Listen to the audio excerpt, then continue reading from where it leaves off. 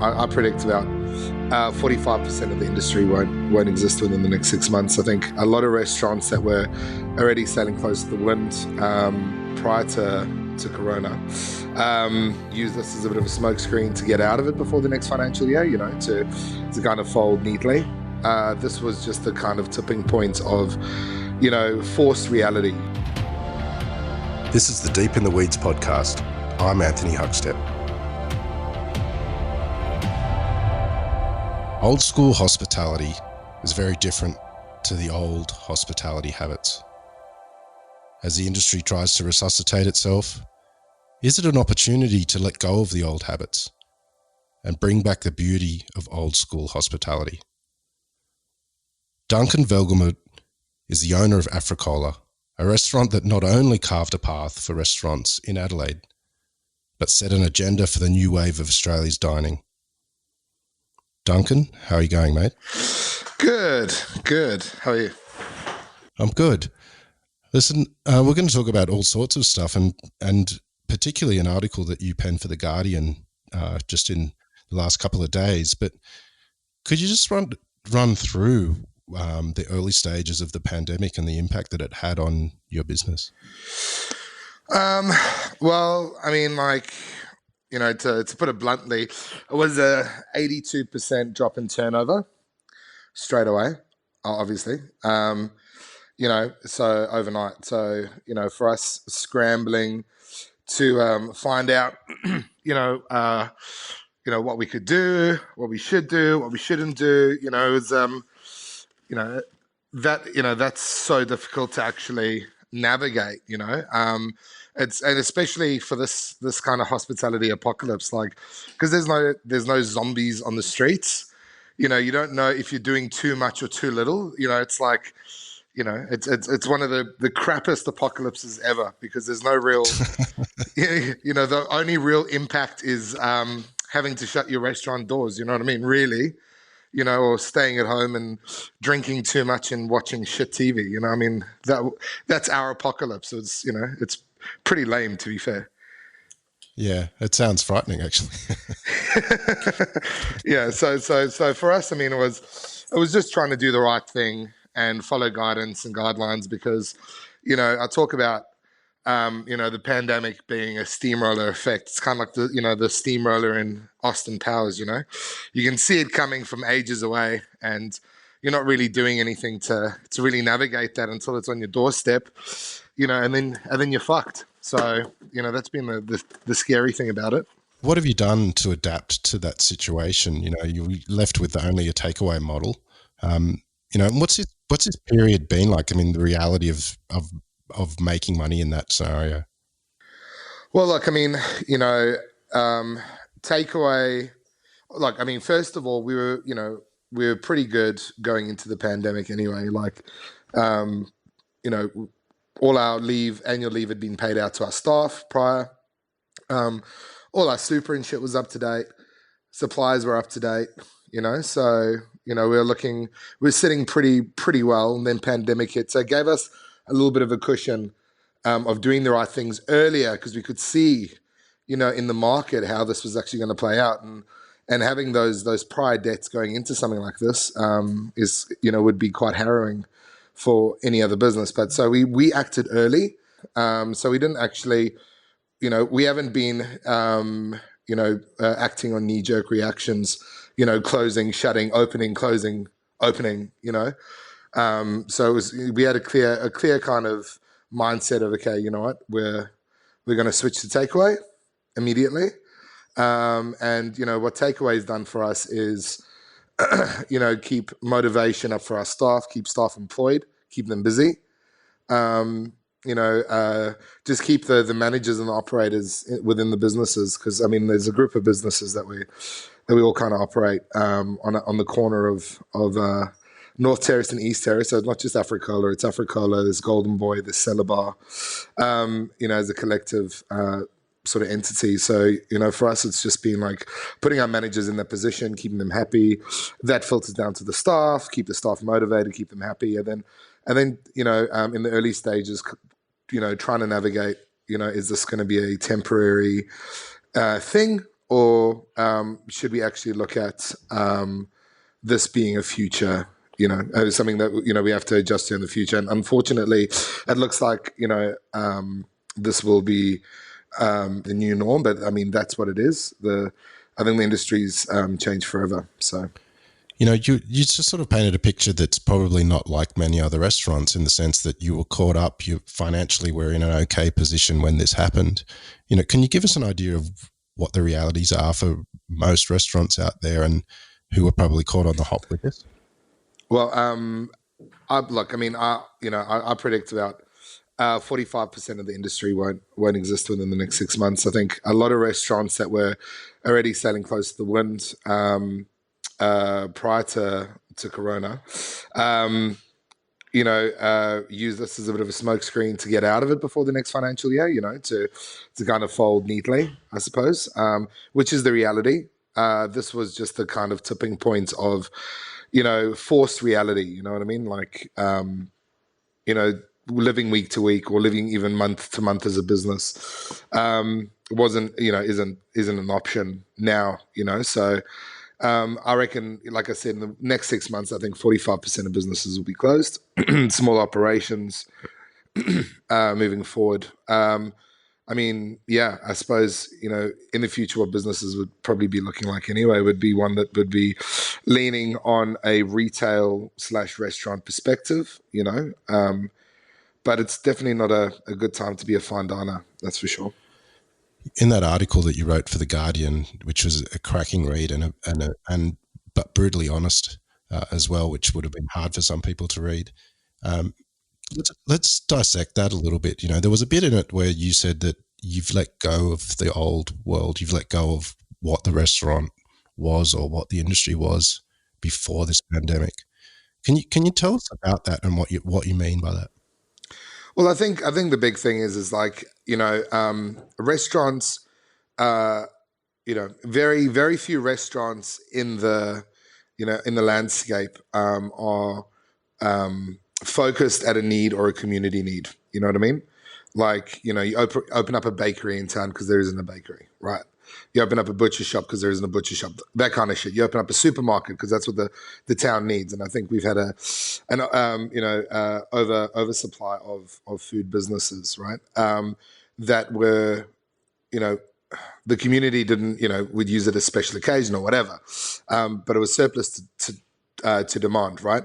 A lot of these businesses also, or a lot of food businesses gear themselves up to, be a certain way because that's what a particular list wants, right? It's the cookie cutter, what does a 3-hat or 2-hat or 1-hat restaurant look like? Let's tick the boxes. There's a design element, there's a PR element, there's a social media element, blah, blah, blah, blah, blah. All this shit that doesn't actually matter.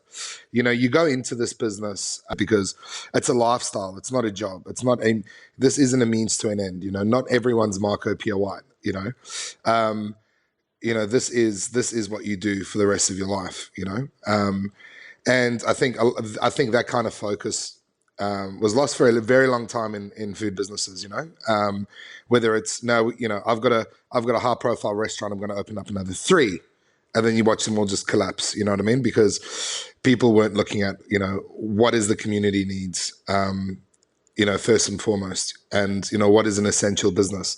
And I think for us at Africola, we recognize that. We recognize that way early on, is that, for us being in little old Adelaide, it doesn't matter how many awards we win. It really doesn't affect our day to day, doesn't matter how many times I'm on TV or doing shit like that. It literally does not matter to the table of 2 on a Tuesday night. They're there for the food, they're there for the experience, and then they go home. You know what I mean? And we are not that destination place. We're an everyday eating establishment. And I think, that's what we've always focused, and we've been lucky enough to recognize that, cultivate it, and be powerful within that market, as opposed to, winning all these fancy awards that actually, right now mean absolutely nothing. And it's only, unfortunately, going to get worse as we head into a potential depression, where those things are going to be even more meaningless. And you can already see it in the sort of collapse in that kind of media as we speak. Another institution, or that was already sailing close to the wind prior to COVID. What are some of the issues in the industry that perhaps government could address or the industry can address to create a better hospitality world? Look, I mean, I suppose, one thing is like, look at our tax system. I'm not going to be the one like, oh, we're paying award penalty rates and blah, blah, blah, blah, blah. You know what? People get paid what they should be being paid. And we just have to live with that. And, to kind of circle back from that, I think is wrong. People need a lifestyle. So, looking at wages and penalty rates, like a lot of my colleagues shout for, I think is a moot point. People need to earn a wage, and that's just what it is.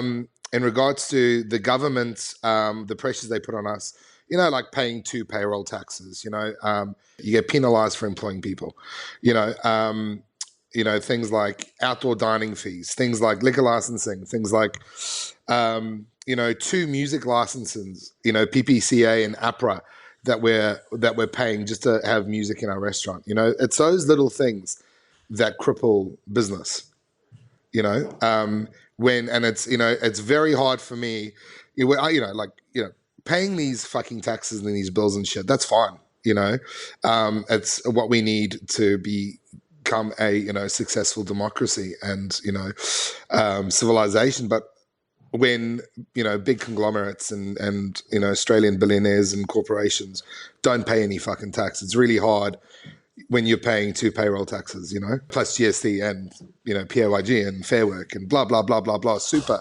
All this shit mounts up when at the end of the day, your costs lie in those costs, not delivering food, There was something you said a little earlier, which was about, potential future restaurant models. And it was about, you're not just a restaurant, you'll probably have a retail element. What sort of impact do you think that's going to have on our connection with food and producers in this country and the landscape of this hospitality industry, which was booming, previously from a culinary perspective anyway? Sure. Look, I think without giving too much away, we're focused on a new model that we're working on like literally every single day now. And it ties us directly to producers. I think there's going to be a lot of middlemen, a lot of distributors that probably go under before producers do. And I think what that does is that would help producers to be a little bit more savvy, or, take that time to, because obviously they need to increase their margin to cut that guy out. And then, you would be working without that distributor, which gives you direct connection, which gives you that direct relationship, and it's all of us together, It's also better working directly with producers because it's better for my margins, better for their margins, and you cut that, the person out of the equation. I think, that's one in regards to, being closer to the producer aspect. I think on a retail perspective, I think people are going to be looking at, all sorts of ideas, really. I mean, I don't think takeaway is going to go away anytime soon, I don't think. I think even if restaurants all open up, no restrictions, everyone go for it, there's going to be a pretty terrible decline in disposable income. And I think, we have to acknowledge that the bottom 95% of the equation is what we should be focusing on and become a everyday fucking business. I think that is absolutely essential. Is that, it's being in hearts and minds of people once a week, twice a week, 3 times a week, as opposed to once a month, twice a year, So that, I think that's going to change. And I think if restaurants or food businesses don't acknowledge that, a bigger steamroller is fucking coming, I think they're going to be left behind.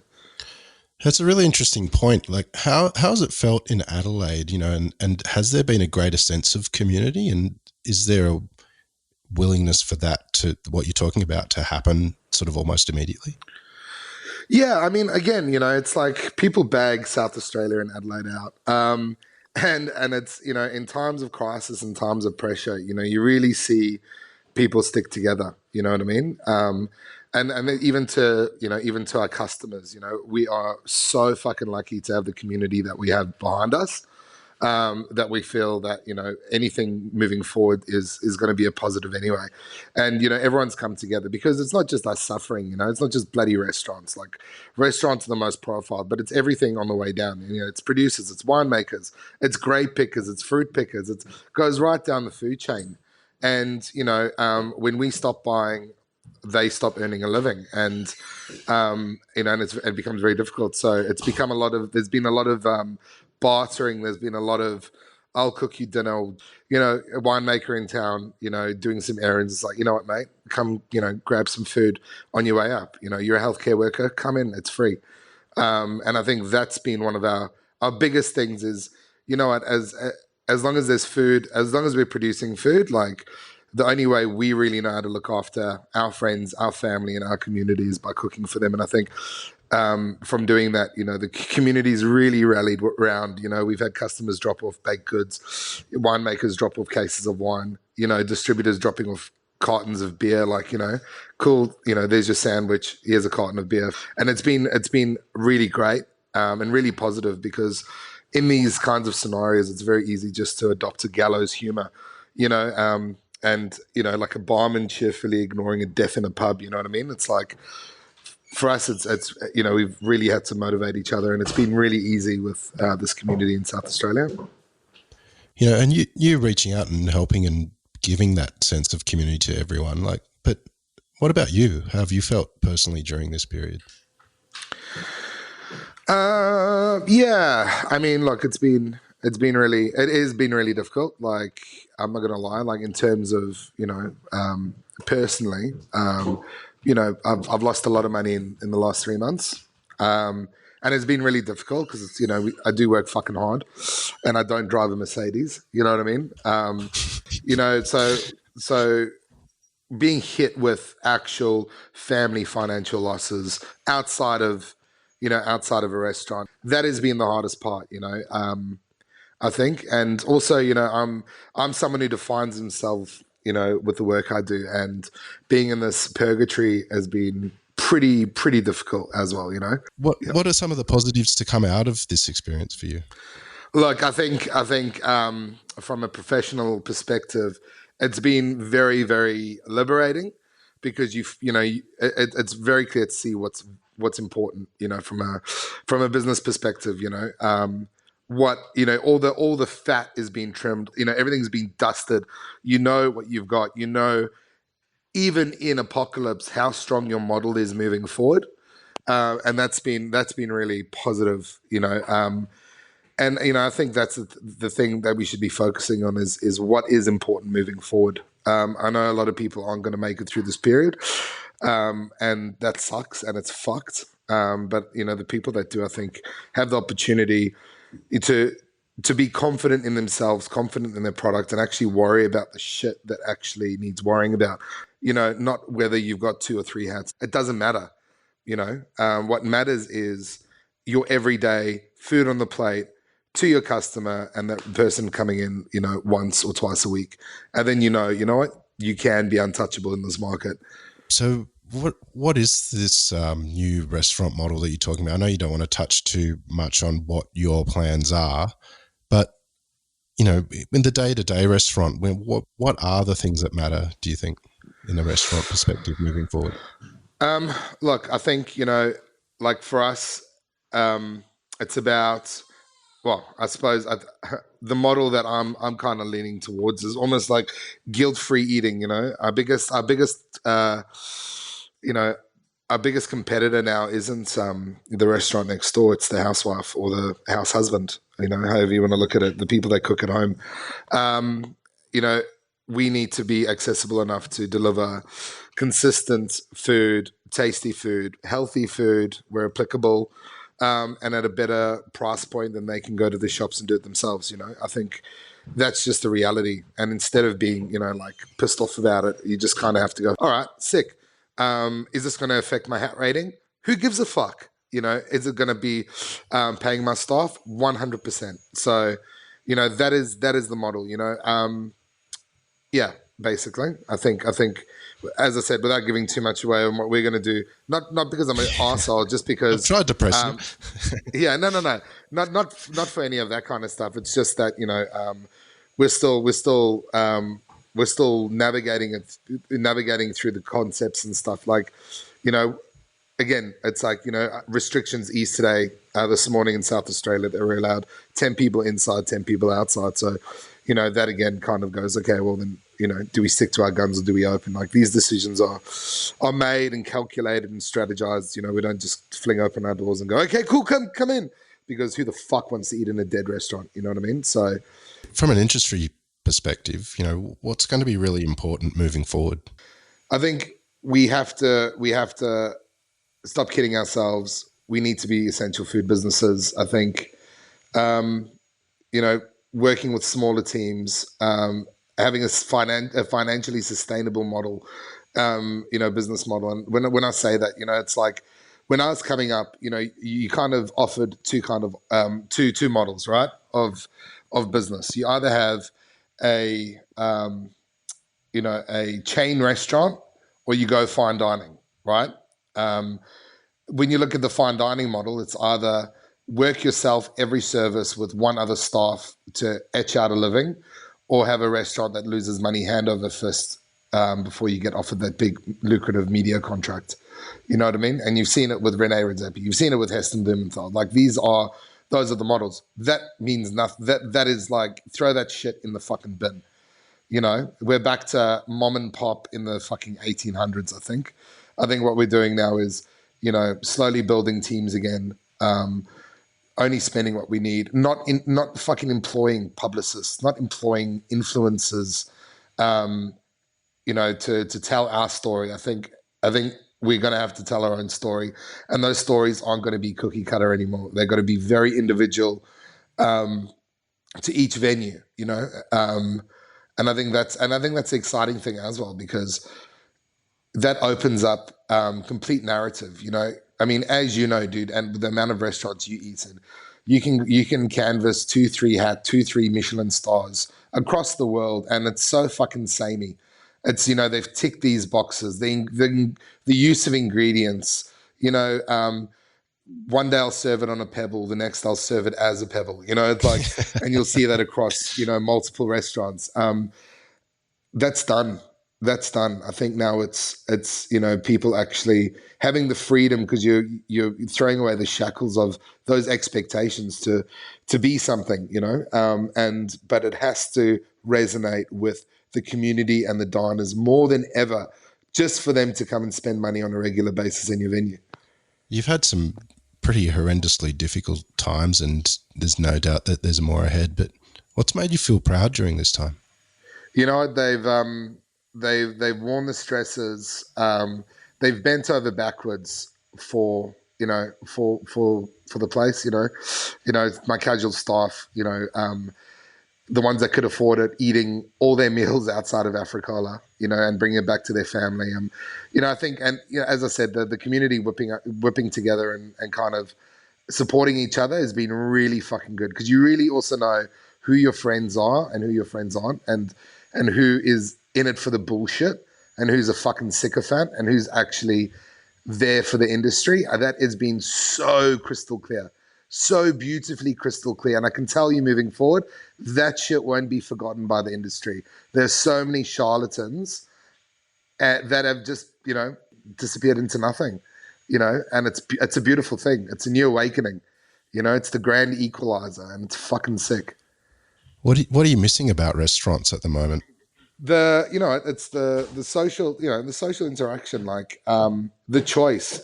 you know I can probably vouch for a lot of chefs, when I say this. Like, we can all cook beautifully. How fucking shit is eating your own food every day? You know what I mean? Like, day in, day out. That's the thing. So it's, I miss eating other people's, other chefs cooking, other techniques in a different space, looking at wine lists, being, having those little moments, going, oh, cool. Oh, that's a really good price for that wine, or, oh, I've not seen that before, or, oh, I've not seen that technique. And, that's what I miss most. Um, Yeah, and also seeing friends in their elements, another big thing.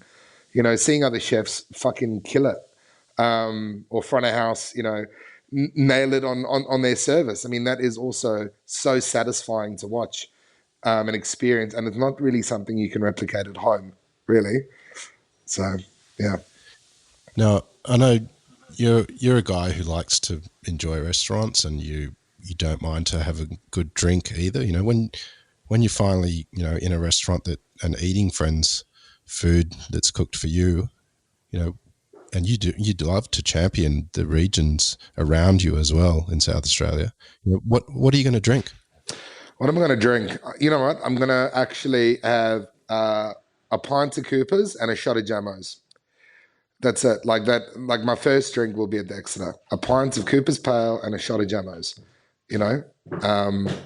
That encompasses. That encompasses being back. It's quite an engine starter, that's for sure.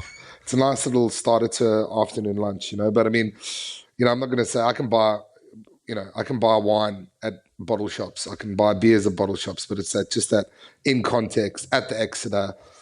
Open doors, the smell of bleach and urine, pint of pale and a shot of Jamos, please, Kev. Thank you very much. Brilliant. Well, mate, really appreciate you chatting today. You're a bloody legend. Good luck with everything, and really looking forward to, the new Africola. It sounds bloody brilliant. Thanks, dude. Thank you. Thanks for chatting, and keep in touch, eh? Of course. Love you lots. Cheers. This is the Deep in the Weeds podcast. I'm Anthony Huckstep. Stay tuned as we share the stories of Australia's hospo community, suppliers and producers in search of hope during this pandemic. Special thanks to executive producer Rob Locke for making this all happen. Follow us on Instagram at Deep in the Weeds Podcast, or email us at podcast@deepintheweeds.com.au. Stay safe and be well.